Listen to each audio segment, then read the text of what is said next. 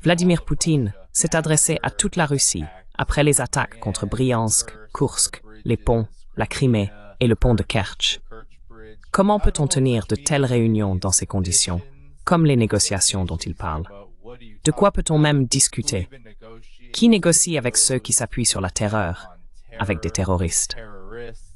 Et pourquoi les encourager en leur offrant un répit dans les combats, qui sera utilisé pour armer le régime avec des armes occidentales? C'est ce que la Russie dit depuis le tout début. Vous savez, beaucoup de gens disent que la Russie devrait utiliser un Erechnik, ou qu'elle devrait vraiment accélérer le rythme, intensifier l'escalade, et s'assurer d'envoyer un message fort. Qu'en pensez-vous?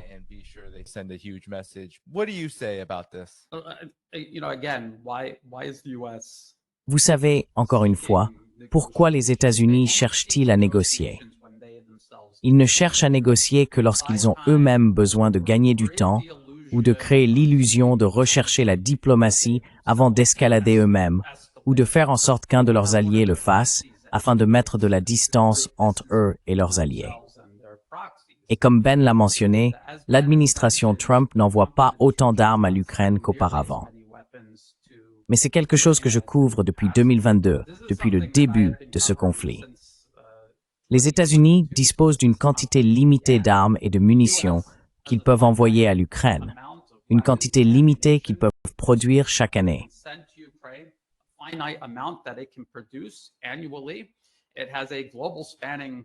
Il possède essentiellement un empire à l'échelle mondiale. Il a besoin d'armes pour faciliter les autres guerres qu'il alimente. Israël ne pourrait pas mener d'opérations militaires sans un flux constant d'armes et de munitions américaines. Bien sûr, ils renforcent aussi leur armée en Asie, donc ils commencent à manquer d'armes. C'est quelque chose que j'avais prédit. Quoi qu'ils produisent chaque mois, ce qui n'est pas beaucoup, un petit pourcentage continue d'être envoyé à l'Ukraine, et cela va se poursuivre. C'est absolument tout ce qu'ils peuvent fournir. Donc, c'est pas que le président Trump prend consciemment la décision de ne pas armer davantage l'Ukraine.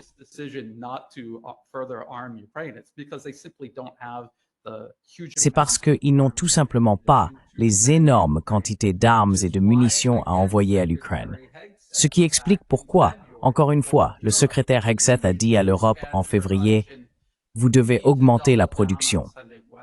Vous devez redoubler d'efforts pour envoyer des armes à l'Ukraine, parce que nous ne pouvons plus le faire. Nous avons besoin de ces armes pour la Chine. Nous avons besoin de ces armes pour l'Iran. Et dans notre tentative de réaffirmer notre primauté au Moyen-Orient, nous nous concentrons sur 3 zones. Nous ne pouvons pas tout faire seuls, donc nous avons besoin que nos alliés interviennent. L'autre point que je voudrais souligner, c'est ce concept de double endiguement, la prise de conscience de la Russie et de la Chine à ce sujet. Beaucoup de gens ne savent pas vraiment s'ils en sont conscients ou non.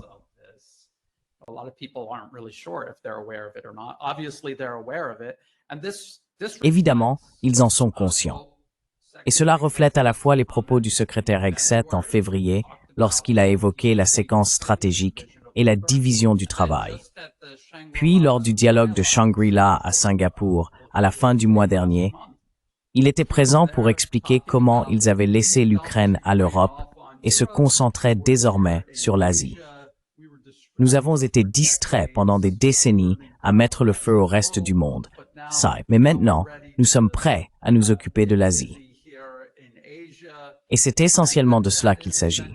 Il s'agit d'une double politique d'endiguement. Il s'agit pour les États-Unis de déléguer la responsabilité de cette stratégie à toutes ces nations qu'ils ont politiquement capturées et qu'ils contrôlent, tant en Europe qu'ici dans la région Asie-Pacifique.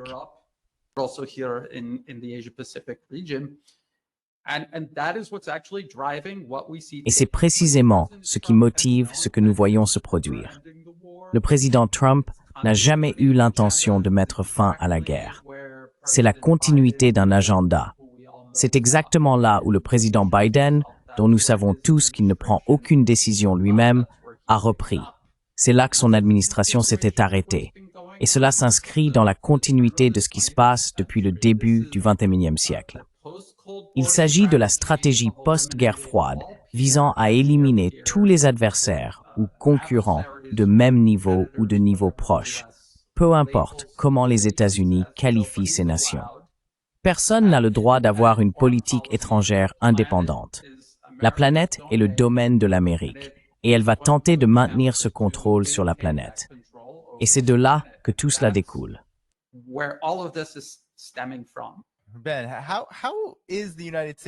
Ben, comment les États-Unis vont-ils pouvoir atteindre la Chine, en quelque sorte?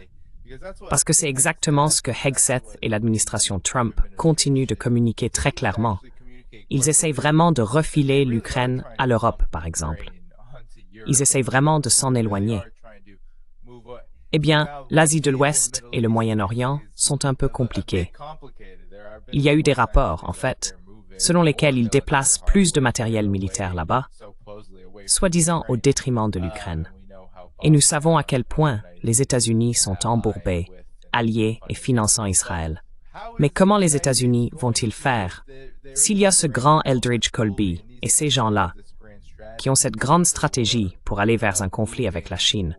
Comment peuvent-ils faire cela s'ils sont aussi dispersés partout, y compris en Ukraine?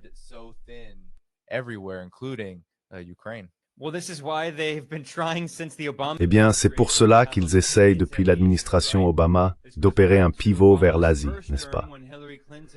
Cela remonte au premier mandat d'Obama, lorsque Hillary Clinton était secrétaire d'État. En fait, en mai dernier, 2 discours prononcés par des responsables de l'administration Trump me semblent avoir été très importants pour exposer cette stratégie. L'un était un discours de J.D. Vance, le vice-président, lors de la cérémonie de remise des diplômes de l'Académie navale américaine. Un autre discours a été prononcé par Pete Hegseth, le secrétaire à la Défense, lors du Shangri-La Dialogue, le sommet qui se tient chaque année à Singapour et qui réunit principalement des responsables militaires et des dirigeants de la région Asie-Pacifique, même si les États-Unis s'y invitent toujours. Le président français Macron était présent, alors que la France est très éloignée du Pacifique. Mais bref, je vais commencer par le discours du Shangri-La Dialogue, car il était extrêmement belliciste. C'était fou. Hegseth a déclaré que les États-Unis se préparaient à la guerre. Il l'a répété à plusieurs reprises.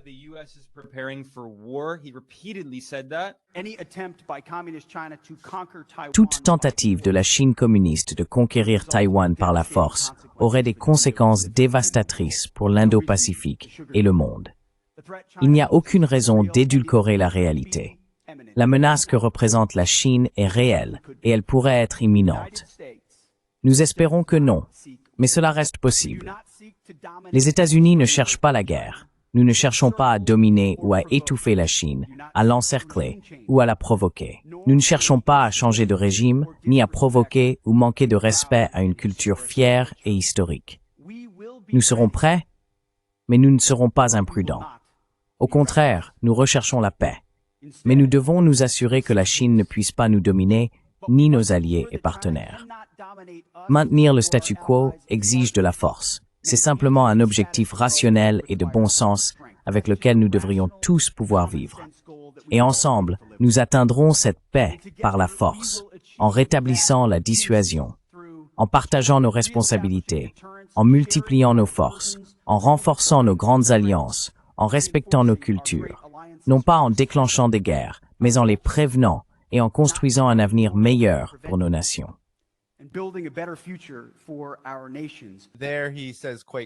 Là, il dit très clairement « partager les charges ».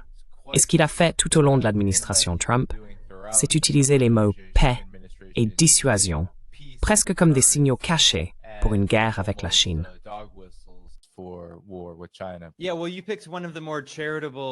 Oui, tu as choisi l'un des passages les plus conciliants de ce discours, celui où il affirme qu'ils ne veulent pas la guerre et qu'ils veulent la paix.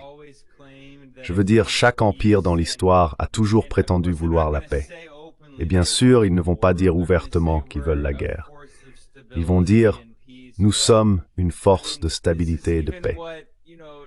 Mais, je veux dire, c'est même ce que l'Allemagne nazie disait, qu'il devait intervenir en Pologne, qu'il devait annexer les Sudètes en Tchécoslovaquie pour sauver les Allemands. Tout ça. C'est ce que chaque empire dit, non? les États-Unis disaient qu'ils devaient libérer les femmes afghanes et tout le reste. Donc maintenant, ils disent qu'ils ne veulent pas la guerre. Mais si tu écoutes l'ensemble du discours, il est très clair qu'ils se préparent à la guerre.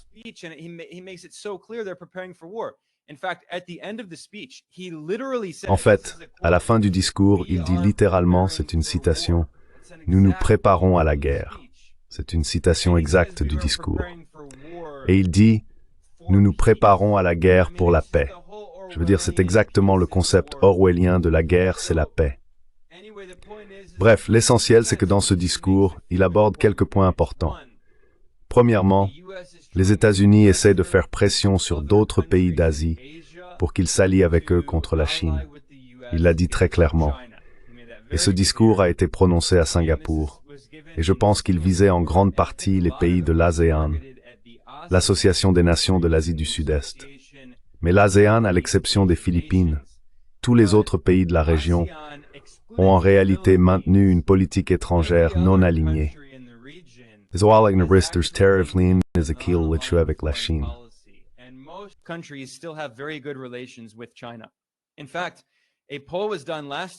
En fait, un sondage réalisé l'année dernière a demandé aux habitants de l'ASEAN s'ils étaient obligés de choisir un camp.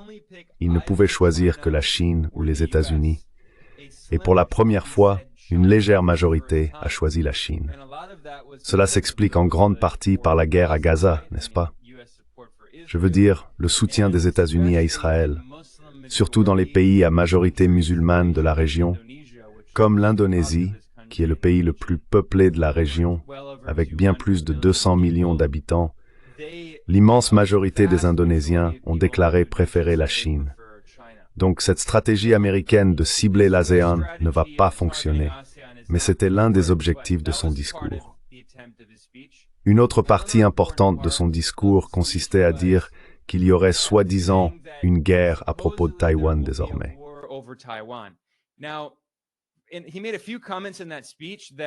Et il a fait quelques commentaires dans ce discours qui étaient manifestement favorables aux forces sécessionnistes et violaient l'esprit de la politique d'une seule Chine, ou du principe d'une seule Chine. Lorsque les États-Unis ont normalisé leurs relations avec la République populaire de Chine dans les années 1970, ils ont reconnu la politique d'une seule Chine. Il n'y a qu'une seule Chine, et Taïwan fait partie de la Chine.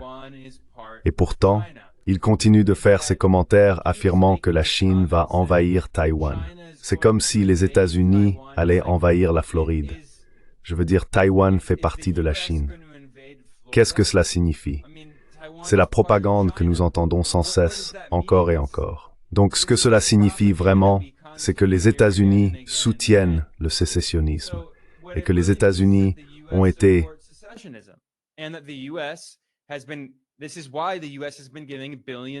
C'est pourquoi les États-Unis fournissent des milliards de dollars d'armes aux forces séparatistes taïwanaises.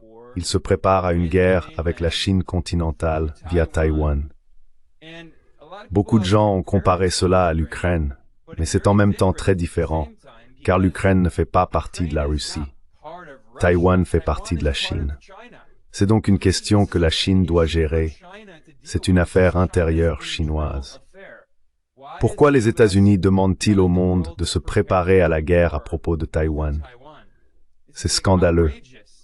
À Pékin, les gens étaient vraiment en colère face à ce discours très virulent, car il dit en substance que les États-Unis se préparent à la guerre. Une autre partie de ce discours était également scandaleuse. Il a dit aux pays de la région qu'il appelle l'Indo-Pacifique, ce qui fait partie de cette tentative américaine de rebaptiser la région.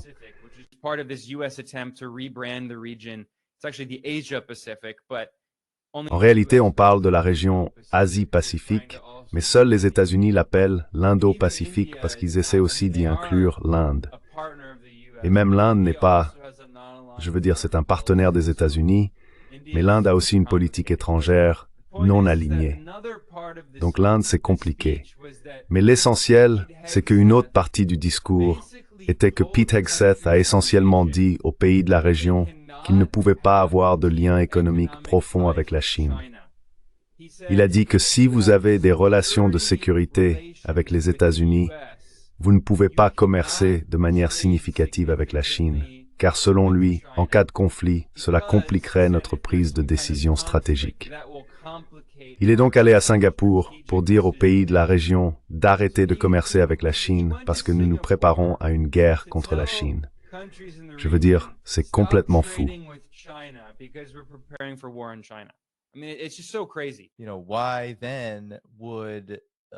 Vous savez pourquoi la Russie, par exemple, accepterait-elle une sorte de paix avec l'Ukraine alors que celle-ci est soutenue par les États-Unis et que les États-Unis se comportent ainsi envers la Chine? Je veux dire, et bien sûr, les exemples de manque de fiabilité de l'autre camp pourraient se multiplier. Pourtant, ce que nous avons vu, je pense, c'est que la Russie, comme la Chine, manœuvre cela de manière très diplomatique. Quelles sont vos réflexions sur ce que Ben a dit et sur ce sujet?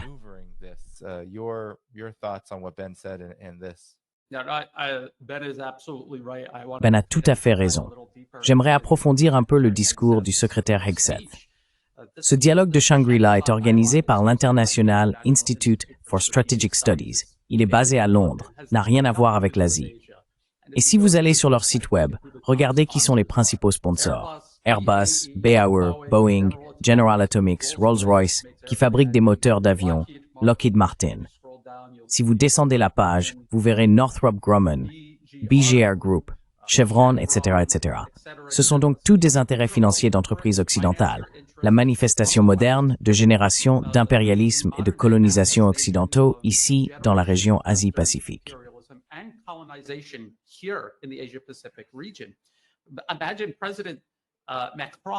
Imaginez le président Macron de France, qui a colonisé une partie de la région, venir ici et parler de l'Occident et de l'Asie et du maintien du statu quo.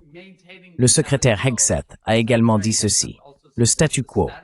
Qu'est-ce que le statu quo? C'est l'hégémonie occidentale sur l'Asie, l'Occident se servant dans cette région au détriment des populations qui y vivent réellement. Voilà pour le premier point. Le secrétaire Hegseth a affirmé que les États-Unis n'encerclent pas la Chine et ne la provoquent pas. Pourtant, si l'on écoute l'ensemble de son discours, il passe la majeure partie de son temps à se vanter de la quantité d'équipements militaires, de troupes et d'interopérabilité que les États-Unis mettent en place plus près des côtes chinoises que des côtes américaines. Ce sont des troupes américaines, des dizaines de milliers, qui étendent leur présence militaire plus près de la Chine que des États-Unis.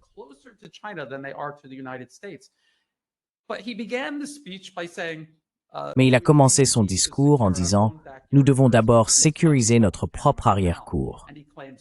Et il commence à parler du canal de Panama. Il affirme que la Chine exerce une influence néfaste sur le canal de Panama, qui se trouve à plus de 1700 km du point le plus proche du territoire continental des États-Unis. Le canal de Panama n'appartient pas aux États-Unis. Il a été transféré au Panama en 1989. Donc selon lui, il s'agit d'une influence chinoise inacceptable dans l'arrière-cour de l'Amérique. Et ensuite, il décrit ce vaste renforcement militaire des États-Unis juste aux frontières de la Chine, beaucoup plus près de la Chine que le canal de Panama ne l'est des États-Unis. Et une dernière chose.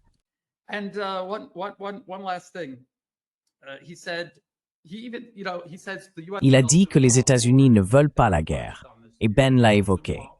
Les États-Unis ne veulent pas la guerre. Mais les États-Unis ont été en guerre constante pendant tout le XXIe siècle. Il n'y a pas eu un seul jour où les États-Unis n'ont pas bombardé quelqu'un, quelque part sur la planète. Et la Chine, tout au long du XXIe siècle, n'a mené aucune guerre contre qui que ce soit. Ils n'ont pas tiré un seul coup de feu sur une autre nation.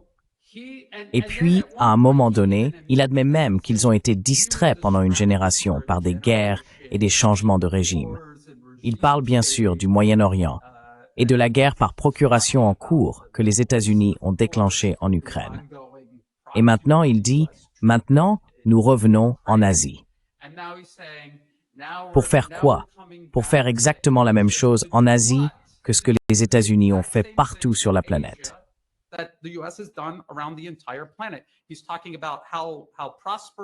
Il parle de la prospérité, de la sécurité et de la stabilité de l'Asie tout en admettant que les États-Unis se sont détournés de la région pendant une génération. Alors, pourquoi pensez-vous qu'il y a autant de paix, de prospérité et de stabilité en Asie? Parce que les États-Unis n'ont pas été aussi impliqués ici, dans la région Asie-Pacifique, qu'ils l'ont été dans le reste du monde, qu'ils sont manifestement en train de réduire en cendres. Donc en réalité, son message à la région Asie-Pacifique, c'est « Vous êtes les prochains ». Nous arrivons dans la région Asie-Pacifique. Nous allons prendre en otage la paix, la sécurité et la stabilité, à moins que vous ne fassiez ce que nous vous disons. Et j'ai oublié si c'était Danny ou Ben, vous avez parlé du fait qu'il obligeait la région en gros à faire un choix.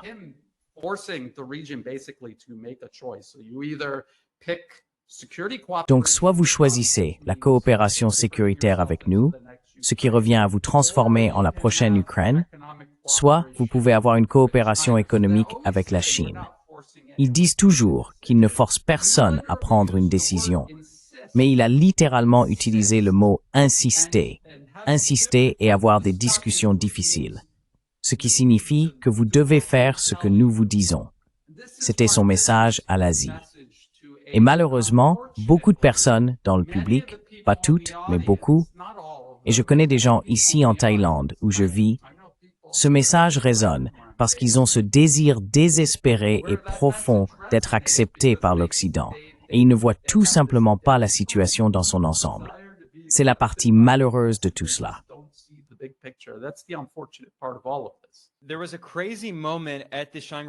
Il y a eu un moment incroyable lors du Shangri-La Dialogue, ce sommet qui s'est tenu à Singapour, même si, comme Brian l'a justement souligné, il est parrainé par ce think tank britannique belliciste, financé par des entreprises occidentales. Mais lors de cette réunion, le ministre de la Défense des Philippines était présent. Teodoro, c'est son nom de famille. Il a été interviewé par des journalistes chinois et il s'est emporté contre eux. Il a commencé à crier sur ces journalistes chinois et les a traités d'agents du renseignement chinois sans aucune preuve. Ce sont des journalistes que je connais, d'ailleurs. Ce sont juste de jeunes journalistes. Ils font du bon travail.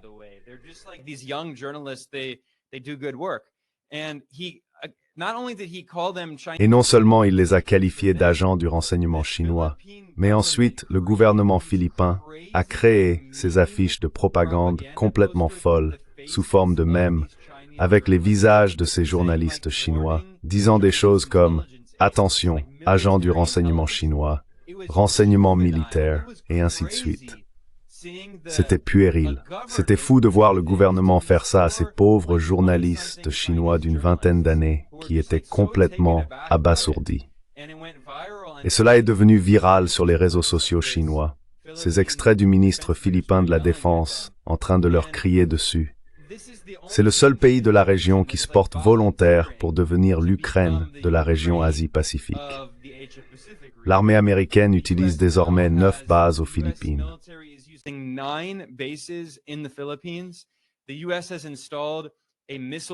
Les États-Unis ont installé un système de missiles dans le nord des Philippines, appelé le système de missiles Typhoon, qui a une portée de près de 2000 km. Il peut atteindre la grande majorité des villes de la Chine continentale. Et pourtant, les États-Unis déclarent « Nous voulons la paix », alors que dans le même discours, littéralement dans le même discours, il a dit, je cite, « Nous nous préparons à la guerre ». Fin de citation. Mais ensuite, il dit « Nous voulons la paix ». D'ailleurs, j'ai oublié de faire un autre point rapide.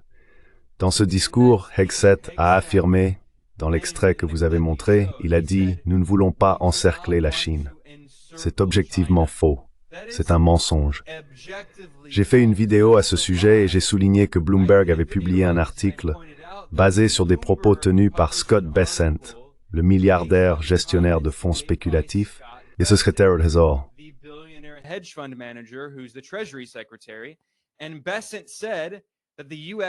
Et Bessent a déclaré que les États-Unis ont ce que Bloomberg a rapporté. Ils ont appelé cela une stratégie de grand encerclement. Et Bessent a reconnu que les États-Unis essayent de faire pression sur l'Inde, les Philippines, le Japon, la Corée du Sud, ainsi que le Vietnam. Bonne chance avec ça, pour qu'ils s'allient avec les États-Unis contre la Chine.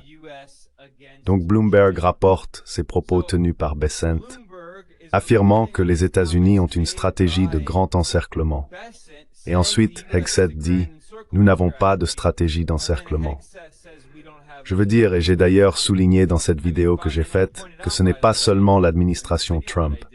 Sous l'administration Biden, Anthony Blinken a aussi dit « Oui, c'est cet article de Bloomberg ».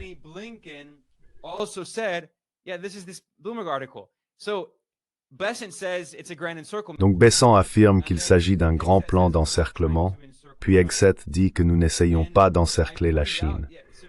J'ai fait remarquer, voici cet article de Bloomberg, le Japon, la Corée du Sud, le Vietnam et l'Inde font partie d'une stratégie d'encerclement global. Bessent a dit, nous pouvons aborder la Chine en groupe. Cette affirmation est donc objectivement fausse. Mais j'ai souligné que cela ne concerne pas seulement l'administration Trump.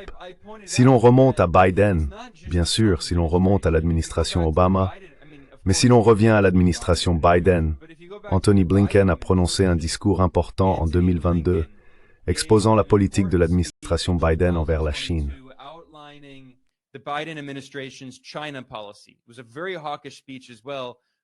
C'était également un discours très belliciste, même s'il n'était pas aussi caricaturalement agressif que celui de Hegseth. Il n'a pas dit que nous nous préparions à la guerre.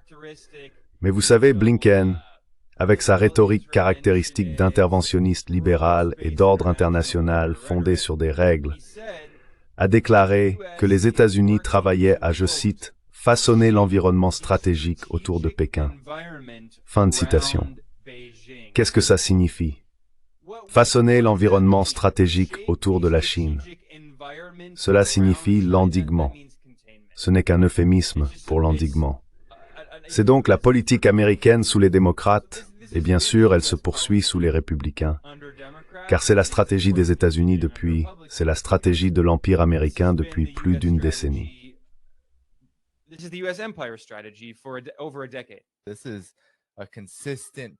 C'est une politique cohérente qui prend de plus en plus d'ampleur. Et Pete Hegseth dit très explicitement qu'ils veulent déplacer, c'était une grande partie de ce discours, qu'ils veulent déplacer les capacités des États-Unis vers la région Asie-Pacifique, puis qu'ils veulent partager le fardeau en augmentant essentiellement les dépenses militaires de ces pays, exactement comme ils l'ont fait avec l'Ukraine, et créer toutes sortes de forces armées. Toutes sortes d'armées avec lesquelles les États-Unis se s'impliquer pour encercler la Chine.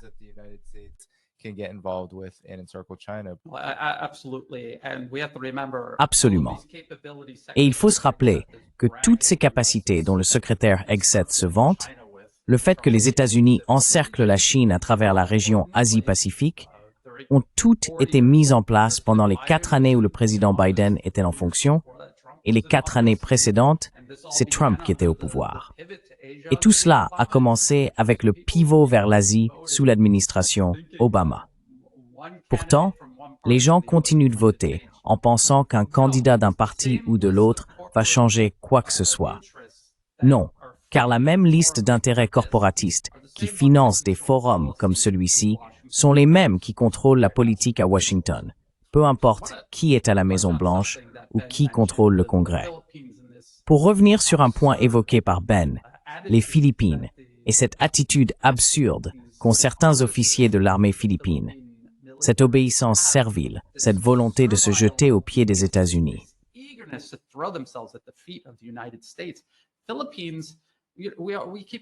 On entend sans cesse parler de la manière dont la Chine menace les Philippines. Les Philippines ont littéralement été une colonie des États-Unis de 1888, lorsque ceux-ci les ont prises à l'Espagne jusqu'en 1946. Et elles n'ont eu une indépendance de facto que depuis cette date.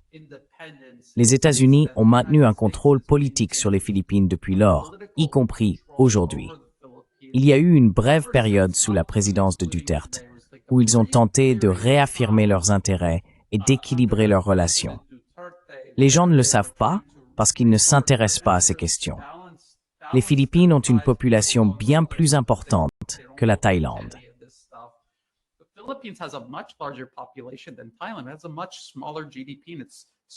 Son PIB est bien plus faible Et c'est précisément parce qu'il est transformé en base avancée par les États-Unis, au lieu de coopérer avec le reste de la région et avec la Chine, de progresser avec les autres. Et quand je parle de la colonisation des Philippines, si vous allez sur le site du bureau de l'historien du département d'État, à la rubrique « Guerre américano-philippine », ils expliquent comment ils brûlaient des villages entiers, mettaient en œuvre des politiques de reconcentration de la population civile, plaçaient des gens dans des camps de concentration et utilisaient la torture. Donc rien n'a changé sous le soleil depuis cette époque.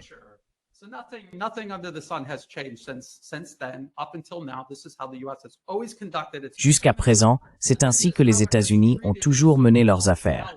Et c'est ainsi qu'ils ont traité leurs soi-disant alliés. Et c'est un exemple que toute la région doit observer. Voilà ce qui va vous arriver. L'Ukraine, c'est ce qui va vous arriver si vous vous laissez entraîner dans l'orbite américaine. Ce n'est pas parce qu'ils vont vous aider ou vous offrir une alternative. Écoutez le secrétaire Hegseth. Il parle soit de coopération sécuritaire avec nous, soit de coopération économique avec la Chine. Il n'a pas dit coopération sécuritaire et économique avec les États-Unis. Les États-Unis n'ont aucune alternative à offrir à aucun de ces pays, ni à la province insulaire de Taïwan.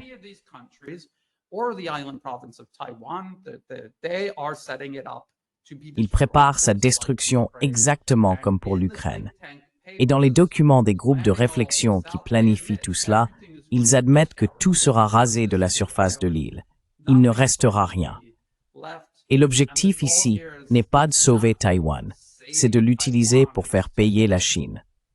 Je tiens simplement à souligner que les États-Unis utilisent des intermédiaires, comme l'Ukraine contre la Russie, Taïwan contre le reste de la Chine et les Philippines contre la Chine, pour affaiblir les capacités stratégiques, afin que s'il y a un conflit direct entre les États-Unis et l'un de ces pays, il soit épuisé au moment où cela arrivera. Cela fait partie de la stratégie. C'est une partie de leur raisonnement dans toute cette démarche.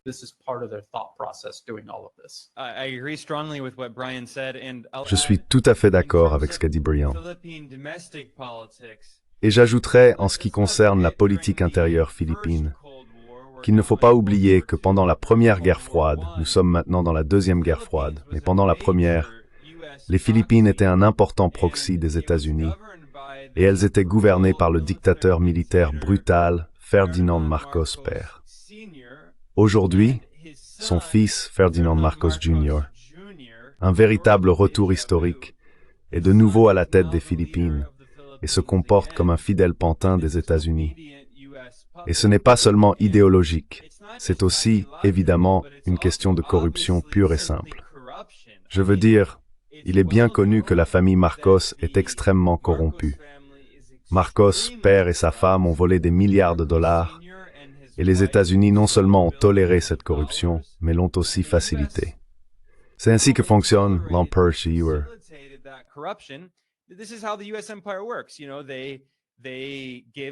Vous savez, ils facilitent la corruption, donnent tout cet argent à ces oligarques corrompus qui gouvernent en leur nom et transforment leur pays en ces proxys néocoloniaux. Et dans le cas de ce qui est arrivé à l'ancien président Duterte, qui a essayé de maintenir une politique étrangère plus non alignée, vous savez, il avait encore des relations correctes avec les États-Unis, mais il a aussi considérablement amélioré les relations avec la Chine. Ce qui s'est passé récemment, c'est que Marcos a essentiellement utilisé la Cour pénale internationale pour emprisonner son principal opposant politique. Et Marcos, ce qu'il a fait, honnêtement, d'une manière très machiavélique, c'était plutôt malin. Il a conclu une alliance politique avec la fille de Duterte, qui est sa vice-présidente.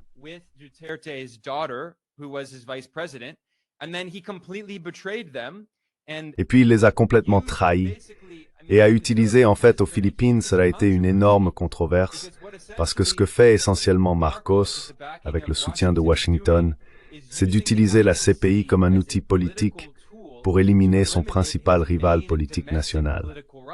Pendant ce temps, Benjamin Netanyahou, qui fait l'objet d'un mandat d'arrêt pour crimes contre l'humanité commis à Gaza, se rend fréquemment aux États-Unis.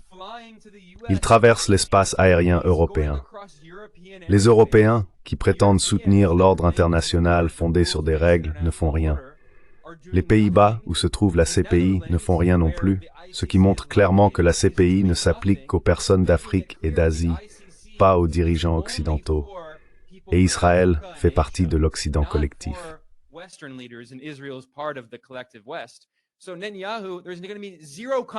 Donc Netanyahou, il n'y aura absolument aucune conséquence pour Netanyahou, sans parler de Biden, Trump, Obama et Bush. Aucune conséquence pour eux. Mais maintenant, les États-Unis, qui ne sont même pas membres de la CPI, permettent à leur proxy aux Philippines d'utiliser la CPI comme une arme pour emprisonner son principal rival politique, tandis qu'il continue de détruire son pays et de le transformer en l'Ukraine de l'Asie. C'est scandaleux. Et la seule lueur d'espoir dans tout cela, c'est que si l'on regarde les récents taux d'approbation de Marcos, il est l'un des dirigeants les moins populaires au monde. Les Philippins sont manifestement furieux de ce qui se passe. Mais ce n'est pas surprenant quand on regarde tous les alliés des États-Unis dans le monde. Regardez la popularité de Zelensky. Il n'est évidemment pas du tout populaire. C'est d'ailleurs pour cela qu'il a dû annuler les élections et interdire la plupart des partis politiques.